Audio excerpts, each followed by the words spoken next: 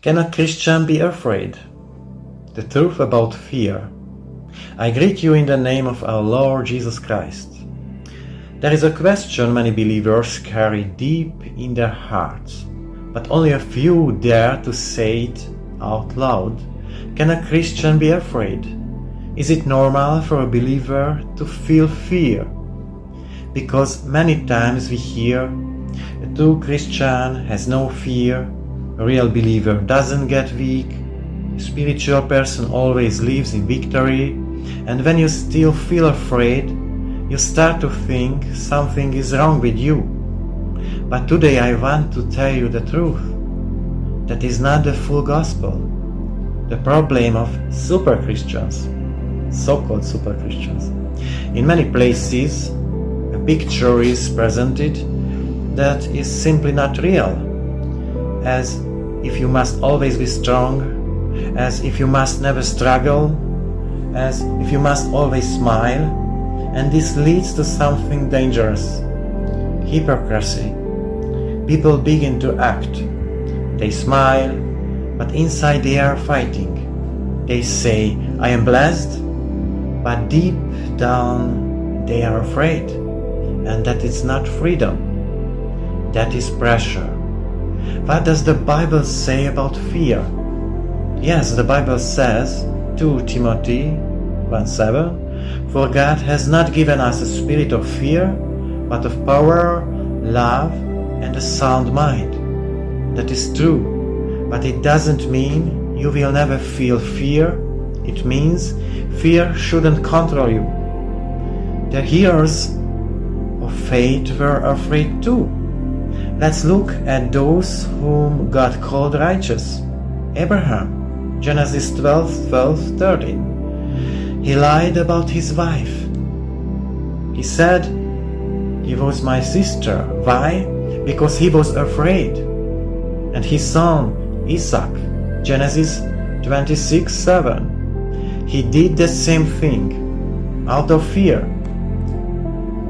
David, 1 Samuel 21:12. He was afraid and pretended to be insane, and yet God still calls them his people. Even the disciples were afraid. After the resurrection of Jesus, John 20:19, the doors were locked for fear. They hid. They were afraid. And what did Jesus do? He didn't shame them. He came to them. And let's examine Peter's confidence and collapse. Matthew 26:33, I will never deny you. And later, Matthew 26:74, he denied Jesus. Why?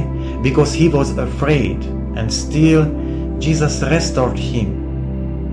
Even Jesus experienced fear. This is crucial. Luke 22:44.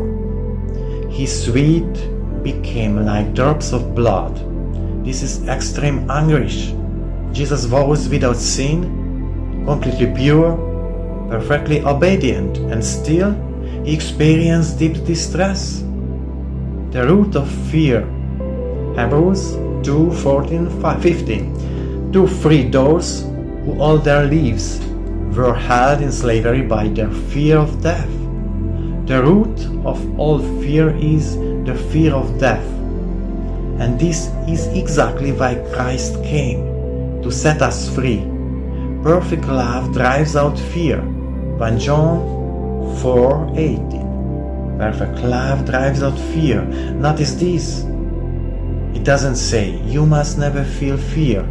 It says, God's love is stronger than fear. The right balance. Here is the truth. Feeling fear, human. Being ruled by fear, not from God. You can have bad days, anxiety, inner struggles, and still you are a true believer. Beware of religious pressure. Don't accept these lies. If you are afraid, you have no faith. If you struggle, you are spiritually weak. That is not the gospel. That is pressure. That is religion. Healing and growth. Of course, we don't stay in fear. What do we do? we go to God, to Jesus. We pray, we read the Word, we seek fellowship, and step by step, peace grows in us. Philippians 4:6-7. When fear becomes overwhelming, there are times when fear becomes too much. Panic, phobias, constant anxiety, then seek help, even from Christian professionals. That is not a lack of faith, that is wisdom. Our hope, Revelation 21:4. There will be no more death or pain, there will be no fear there. This is our future. Closing this story now, if you are afraid today, if you are struggling, if your heart feels heavy, then hear this. You are not alone. You are not a weak Christian. Jesus is not ashamed of you. And most importantly, Jesus has already won over death and over fear.